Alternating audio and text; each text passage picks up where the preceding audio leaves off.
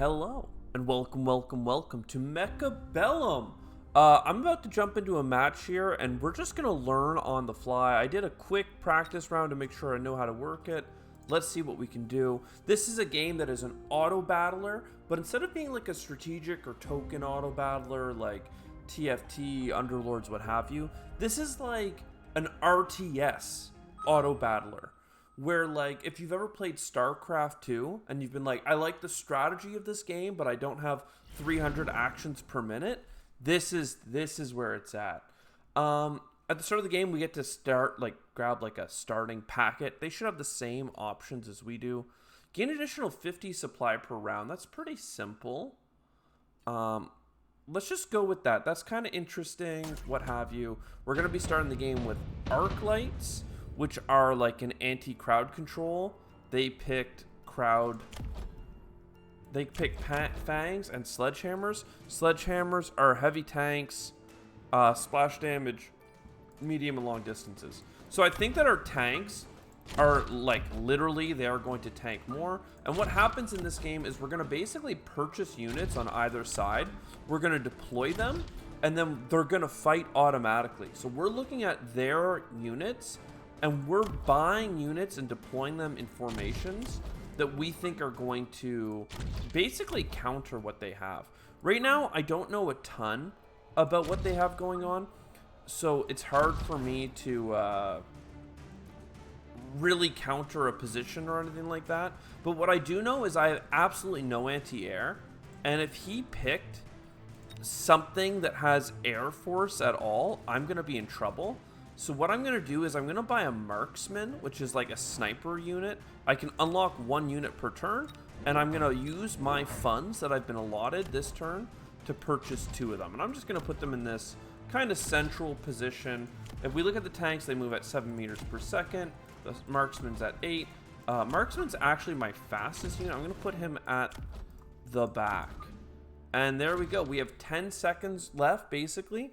And what happens is every round we're going to be spending our money, purchasing new units. The units can level up and get technology that's applied to all the units. They are good at some things and bad at others. So we're going to be looking at the enemy. See here, he has a bunch of sledgehammer tanks. And he went for this technology, which allows them to share their health. So we're going to want to counter that. Whereas here, they're going to hit my tanks, and they can blow up individual tanks. So they maintain higher firepower. We are winning on this side because they did a side attack that was very focused on our side. And what is actually interesting here is that there are these towers, I'm sure you've noticed. Now, you can buy upgrades and stuff at these towers, but importantly, if they get destroyed, it stuns your units and gives them a big debuff. So I'm hoping that my units can at least blow up one of their towers before we end up in a fight. But you can see our sniper dude here is shooting, I don't know, he's a lot weaker now because of what's been going on. But we did just blow up their tower, and the timing couldn't be better. Oh, because it saved our sniper from dying. How incredible is that? There is a god. Now, they're getting really close to blowing up this tower, which is tricky. But I don't know. We'll see. They have a... don't stun me! Oh, no. But I think we're going to be okay. Because we have a single target sniper, but their tanks are all linked in health. So when I hit one, it's shared. But my damage is just too low after they blow up my towers. Never mind! 1 unit left? Oh, my God. And then basically the units you have left over contribute to getting the kills in the next round. Subsidized marksmen. They are cheaper to buy. Or mass-produced phoenix. I wouldn't mind doing a mass-produced phoenix. It's a flying unit that the tanks can't shoot. We have to go and unlock the phoenix. He's here. And now I can buy them for 100 instead. So they're a lot weaker than they normally would be, but that's okay. They might also be buying Phoenix or Phoenixes, but I'm gonna hope for this works. We can upgrade our units that got a lot of kills in the last round. That costs 50. That costs 50. We can also buy permanent upgrades here. So I'm gonna go ahead. I'm gonna upgrade you and you. That basically doubles their health and damage. And then let's get a permanent increase to our attack or our health.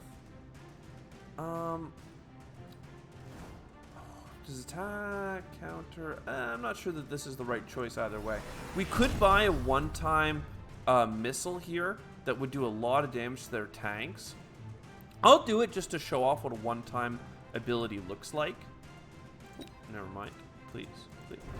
So that is going to attack, or it's going to launch as soon as the battle starts. It's basically a big missile being hovered in space. And it should more or less blow up most of these tanks unless they put like a screening unit. Again, on this side, they're basically deploying the equivalent of light infantry mechs against our tanks and arc lights, which are well suited for that. So there's the bomb blowing up. They also went for, it looks like, Phoenix. And they got some other units as well. But because I bought that one-time purchase, we were able to blow up their tanks super fast. Oh, and they flanked behind me. So on later rounds, you can deploy your units on the sides of the battlefields, which can be pretty devastating. So they did that to me there, and they came in behind and blew up my stuff. But now it shouldn't be so bad. I'm able to blow up some of theirs. They have another Phoenix behind us. Did they purchase all right, there are quantum assemblies. Cockpits of a destroyed Phoenix will fall behind the nearest allied Phoenix and fully restore in 20 seconds. So you can make a giant mob of Phoenix that if you lose one, they like build new ones. And because we have mass-produced Phoenix, that seems like it makes a lot of sense to me. Extended range for the sledgehammer decreases their HP. Aerial units don't consume supply to unlock. It's not so good for us. I'm going to take the extended range on the sledgehammers. I don't really have a front line, but the enemy is doing this weird, you know, behind the line stuff. I wonder if I can just get an anti-aircraft unit. Well, I kind of already have one, but I could get the Wasps as well. I think what I'll do is just get Phoenix, another Phoenix, and then call me crazy, but in here you can buy mass recruitment for $50 to get an additional recruitment. And let's go kind of all in on this. They put Phoenix back here. That's fine. We'll put 2 Phoenix on this side and 1 on this side. We have mass produced Phoenix. I'm gonna buy them an energy shield so they can tank the first shot. Every Phoenix in my fleet now has this shield on them. We could also recruit a new unit. Most of them cost money. You can only do 1 per round. I'm going to go ahead. I have a feeling that the enemy doesn't have that many melee or trash units, groups of units. So this should work for us. Here they built a Rhino. Ooh. They killed one of my units there. You see this marksman? He outranges that Phoenix, so that's pretty good. My Phoenix down here did win. They have an Overlord now, which is like a giant gunship. Pretty devastating. Oh, the level 2 Rhino. He has a skill that allows him to summon a level 2 Rhino every like 3 rounds or something. So that was pretty transformational this time. He just has so much health as a level 2 unit, and my Phoenix are not what we need.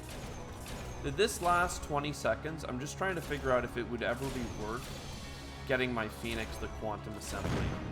They are pretty strong, and I probably would have gotten some back at this point, which would have really done a good job limiting their impact. This Overlord is going to be a little tricky to deal with. I'm going with lots of small units instead of going for many large ones. Skill Specialist, we don't really use that. Improved Wasp. Range increased. We can try that. There's no giant like anti-aircraft unit that's obvious right now, I don't think. We have all-purpose Mustangs. But I think that I'm just going to continue down the path of getting flyers. Now, it did look like they redistributed these ones. Oh, no, there's one right here. Yeah, you guys come here. I do want them to get the revive, the quantum assembly. That seems worthwhile to me. Then we'll get another Phoenix. I'm just mass producing them. It's good. Yeah, we'll stack them up nice and close together. And then, again, because they're mass produced, I think it's totally worth doing a one-shot to be able to hire another unit. And I'm just trying to get some good old flood on the battlefield here. Again, it looks like they kind of get to start the battle by killing one of my units. My tanks have extended range, but less health, which means I have less to tank the front line here. I was planning to use crawlers, but that didn't end up happening. Just because I've really gone deep into the Mustang ploy. The enemy seems to be going into wasps, which will give them a lot of frontline defense. That's kind of fine. So this time we did kill a lot of their stuff. Now, what's tricky about the overlords is that they can constantly spawn wasps. But what we're trying to do is respawn our Phoenix. Now, the Phoenix do not seem to be keeping up with the power of the enemy formations, I would say. Would be a delicate way of putting it. So I think that we need something tanky on the front line that can really go toe-to-toe with some of this. When a unit equipped with this item destroys an enemy unit, allied crawlers will be created from the wreckage. Very expensive. But I like these permanent bonuses. I haven't equipped them yet. What I'm hoping to do is a fortress costs 400. It is ground only. But putting it down front and center, I think, will attract a lot of those tanks. And then parasitic ammo. Or extended range. I'm going to give it parasitic ammo. I'm expecting that type of unit to be able to put up a little bit of a fight. I could expand you up so you now have... Do I really give you more range? That seems like overkill. Someone needs this additional site. It might be the second fortress that I buy. I think that I need some ground troops. And if I put them kind of just in the center, then they might just, like, eat up some aggro for us. I don't have any stuff for you. The one that dies at the very start gets respawned 20 seconds later. They're just going heavy in the air kind of dominance with these giant things. I don't really have an answer to that yet, but we're working on it. See, they just get some good AoE attacks on us, unfortunately. How do I counter the space rush? I just don't think that there's a great unit for it, other than I think you can get... Oh, look at all these respawns! Oh, never mind, they all died. You need at least one Phoenix, right? So... Ooh, we might die. Yeah, we lost. No! But anyways, there you go. That's an introduction to Mechabellum. Really quick, nice auto battler. I'm definitely going to play another round of this like right now. I'm going to record a couple. We'll see. But there you go. I need to figure out how to counter air units better. Now, the reason I got the ground attack Fortes is because I know he has a technology for like an aerial missile strike. And I was hoping that he would just tank more shots before the enemy air units could engage my air units. Maybe if I had given my air units more range, they could have outranged the battle cruisers there. But I think we just weren't chewing through the enemy's mobs fast enough. Either way, I hope you enjoyed. Let me know if you like this kind of auto battler strategy game. Clearly, I got to get a little bit better at it, but we'll do that right now. See you next time. Ciao for now.